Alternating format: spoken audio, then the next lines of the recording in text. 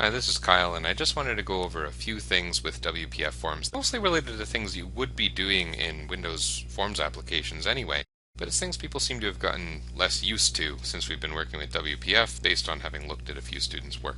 The first thing I've got here is I'm looking at my main form, and you'll notice here it does have an icon, it does have a title. I've also set a resize mode, and I've set it to can resize with grip, and all that does is that puts the little grip icon in the corner. But the fact is, by default, your form can be resized.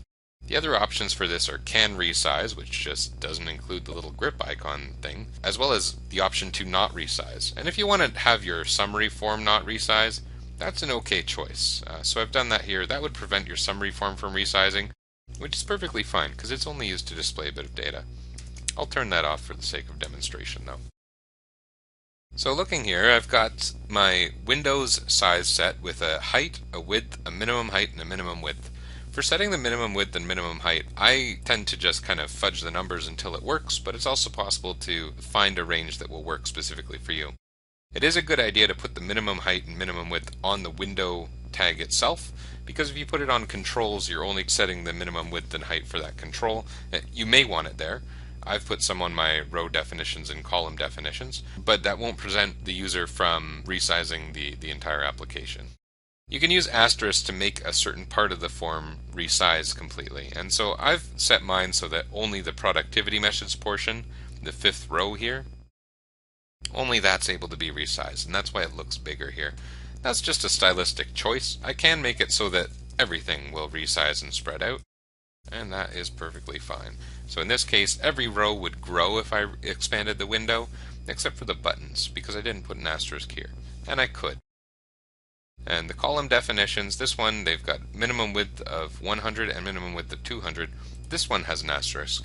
That means my first column is never going to be resized by the user, which is fine, because it's just a set of headings, really. This information is the stuff that will expand when I grow the window. Let me hit start and I'll show you. So you can see, because I've got a minimum width and height, I can't make it so small that it can't be used. Some people didn't do this, and this will allow you, let me demonstrate that. If I were to take off the minimum width and height here, this is a funny thing a lot of people did on our work so far. It allows me to resize the window like this, and that application is not very useful. So we do want a minimum width and height. And because I've set certain widths and heights for my rows and columns, it makes things move a little bit as I expand, which is kind of cool. Similar on my summary form, I've set a minimum width and minimum height. And that's how that works. The other things that people have been doing with Windows Forms applications and forgotten with WPF is some of our accessibility features that we're trying to use. So I did mention before that we can use an underscore to indicate a hotkey.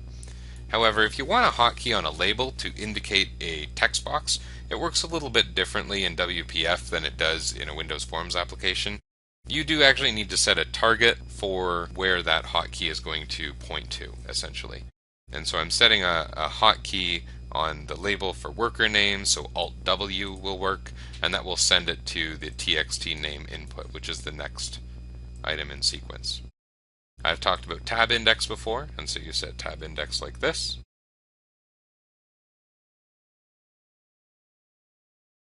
And you do still want tooltips, and so I've put in my tooltips here. They're actually much easier to set using XAML than they are in Windows Forms applications, so that's nice. So my form has tab index set properly, tooltips, hotkeys, oh, and definitely an accept button. You absolutely want an accept button. This makes my marking so much easier because I usually mark with just the keyboard. If your application can't be used with just the keyboard, you are missing something. Accessibility is really marketable, and professors value their time. So those are some of the features that I hope people have been remembering when they're working on their WPF applications.